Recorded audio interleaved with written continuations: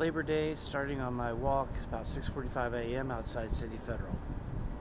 Coming up on Railroad Park, I'm going to go around the back side of the park, and about the time I get to the other end at 14th Street, I will have hit my first mile. Not a lot of people in the park today. I see a couple of people on the trail ahead of me and a couple of people down on the other end. Just finished the first mile. I'm here at the corner of 14th Street and 1st Avenue South by Regents Field. And the next leg of my walk is going to take me up 14th Street onto the UAB campus, about another mile to 10th Avenue. I'm cutting through the quad now. You can see, again, there's still nobody around. Haven't seen more than maybe 5 people on the street this morning so far. And nobody on campus. Of course, it's a holiday and it's 7:15 in the morning, so didn't expect to see too many people. Here behind me is the building where I sometimes work, the new humanities building on campus. It's very nice. This is one of the nicer spots on campus. This little walking path that goes between 2 of the dormitories, and it gets you from 9th Avenue to 10th Avenue. Almost at mile number 2. I just got to 10th Avenue. I'm by the Circle K, where strangeness is often afoot, though I don't see any time traveling phone booths at the moment. I'm going to walk up 10th all the way up to 5 Points, which would be about another half a mile. And I just hit mile 2. I got a little bit off the road for a second just to show you these UAB vegetable gardens that I just discovered on a walk earlier this year. Didn't know this existed before a few months ago. I'm coming up on 5 Points now. There's the post office behind me, and across the street is the Southside Library. And I am getting very close to 2.5 miles. Getting into the heart of 5 Points now, the Brother Brian statue outside of Black Market Grill, the famous storyteller fountain sculpture, which is at the heart of 5 Points. If you're not from Birmingham, you may not know about this, but it's pretty fascinating. Passing by the Chick-fil-A and turning onto Highland Avenue. I'm going to go all the way up Highland Avenue from this beginning point here at 20th Street down to the other end at I guess 32nd Street. Of course, it winds around a bunch, so it's not a direct route, but it's a very nice walk. I should add, I've been out for about a little over 45 minutes. Barely broken a sweat so far. It's still about 68 degrees outside. Really nice day for a urban hike. I used to work at the Highland Booksmith when it was located in this building behind me here. Now there's a wine bar in there. At this point, Highland Avenue kind of transforms from a mostly commercial district to a more residential area. Passing by Caldwell Park, this is the first of the 3 parks on Highland Avenue that we'll see. We're up to the second park. This is Rhodes Park. Of course, you can't see it now because of the shrubbery, but we'll come around it in a second. This is the smallest of the 3 parks. A pretty nice spot, though.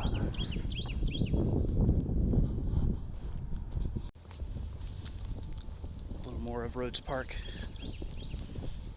We're coming around the back side.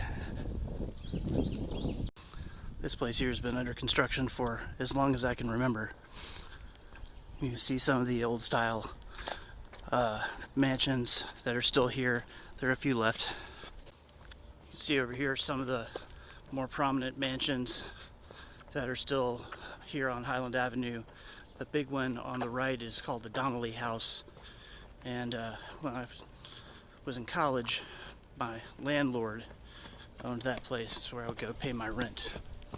There you go. That's a good shot of the Donnelly House there. Coming up on the Sheridan Apartments, where I lived for about a year when I first came back to Birmingham about 10 years ago. Not the nicest place in the world, but kind of an interesting old building. And of course, around the corner here is, past the laundromat, is Rojo and O. Henry's. Some days I would probably stop at O. Henry's and get an iced coffee at this point, but I'm not really feeling it today, so I think I'm going to just keep on trucking. Park number 3, Rushton Park. This is the largest of the 3 parks. There you go. And I just hit mile number 4. We're coming around the final bend here on Highland by the golf course. And right here on this corner is the dreaded ginkgo tree with its berries that smell like dirty gym socks. I'm gonna just kind of walk around that here. Ugh.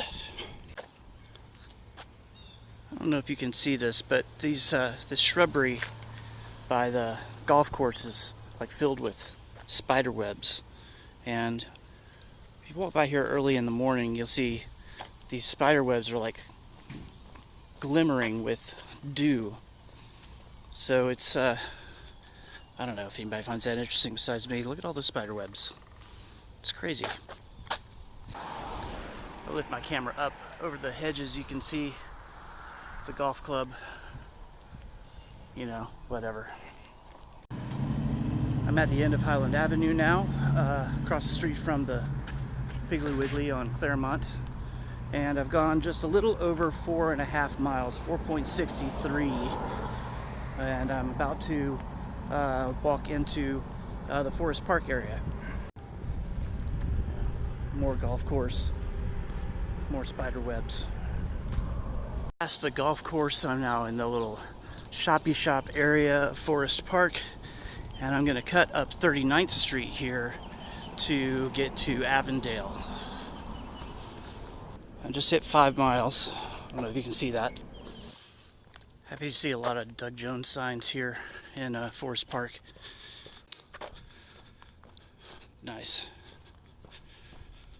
People like yard signs around here, it looks like. It's a nice one. There's the first Biden for President sign I've seen. Ooh, look at that. Okay. From now on, this is called the Yard Sign District. Hey, buddy. How are you?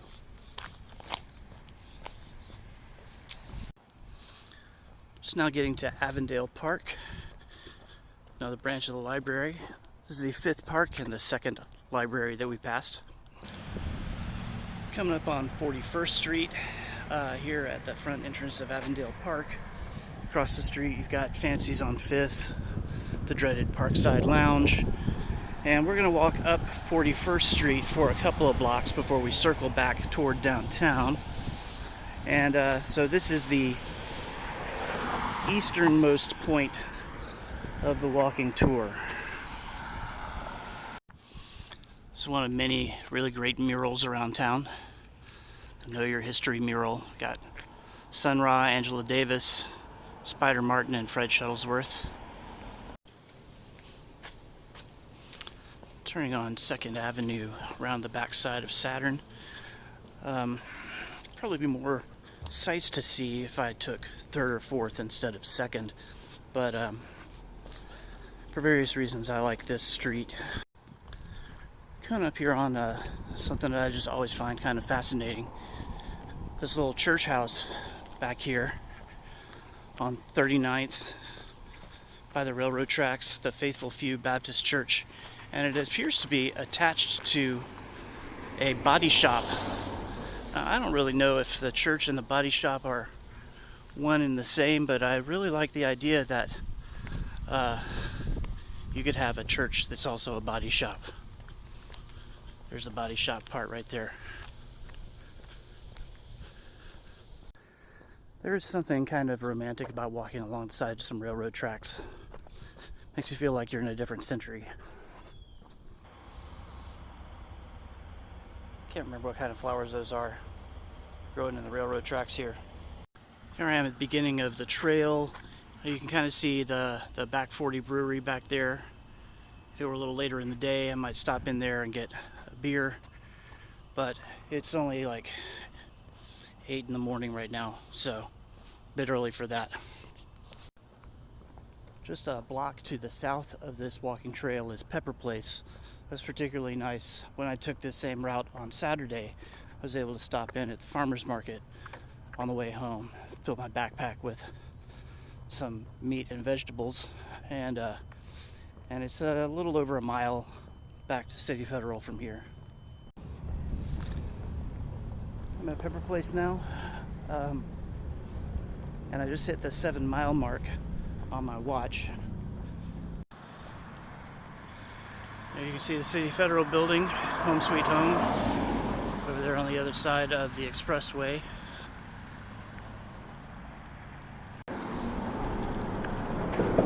If you ever wondered what it looks like underneath the expressway, this is what it looks like. It's not very pretty, but what are you going to do? Passing underneath 24th Street now, the official beginning of the Rotary Trail. What we were on before, I guess, was actually the Jones Valley Trail, which is, as you see on this sign, is a much longer trail that the Rotary Trail is a part of. It's a cool piece of art here at the end of the trail. So you can see the Rotary Trail is super nice. It's got a similar kind of landscaping to Railroad Park. Coming out of the Rotary Trail here at 20th Street, around 1st Avenue South. And we're going to cut through the 20th Street Tunnel to go to the north side, and then we'll be just about home. I just hit the 8-mile mark as I was passing through the tunnel on 20th Street, and now I'm just going to take a little cut through on Morris Avenue. Okay, we're back at the City Federal building where our epic journey began. We were out for 2 hours and 16 minutes. We walked 8.25 miles. And you can see that this is a very walkable city, lots of interesting things to see.